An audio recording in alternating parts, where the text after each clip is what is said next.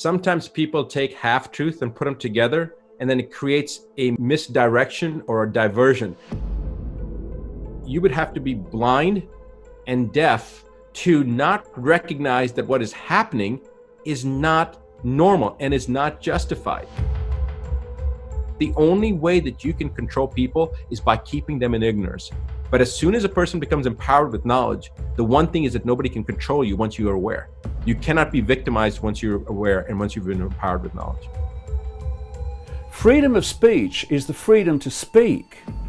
If anyone's not allowed to speak, then it's not freedom of speech, it's freedom to conform to certain parameters of what are acceptable. And then what that's doing is giving power to some authority to decide what is acceptable and what is not acceptable. The world is manipulated by a web, and think of a web, a spider's web, and at the center of the web, you've got the spider. That spider is the non-human force.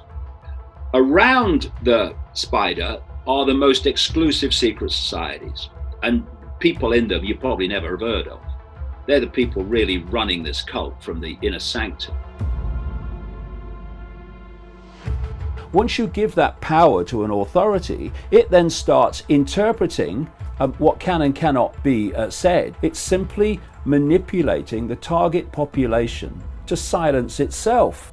Entrepreneurs, if you like, who are genuine, who believe in freedom of speech, they have a fantastic opportunity here and can make an enormous contribution to human freedom. When you look at a human life, it is a download of the official version of everything. That's what it is.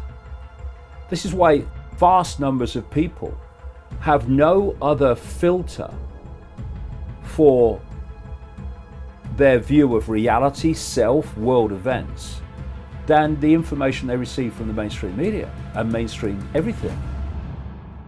You tell me what I've told you and I'll give you a prize. You tell me what I've not told you because you've got a mind of your own and you're questioning it, and I'll ring your mum and dad and say you're a disruptive influence in the classroom. We keep each other in line by ridicule and condemnation for the crime of being different or questioning the norm.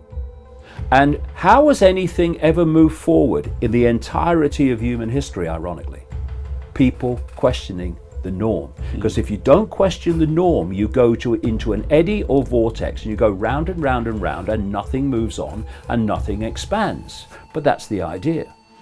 You cannot control a population of critical thinking, free thinking people, questioning people, in the way that you can control a population that just accepts like a sponge the official version of everything.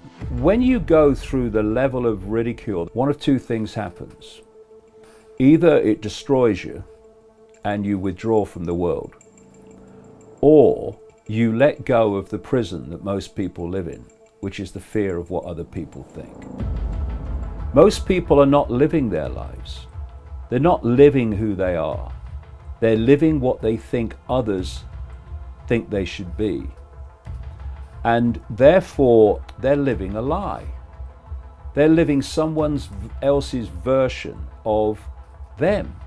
If you have people around you who so disrespect your right to be you that they give you a hard time, don't surround yourself with people who respect your right to be you. I don't care if they're family, I don't care who they are.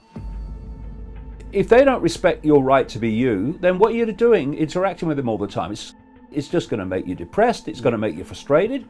Walk away. And if they then come round, great. But if they don't, well, equally great.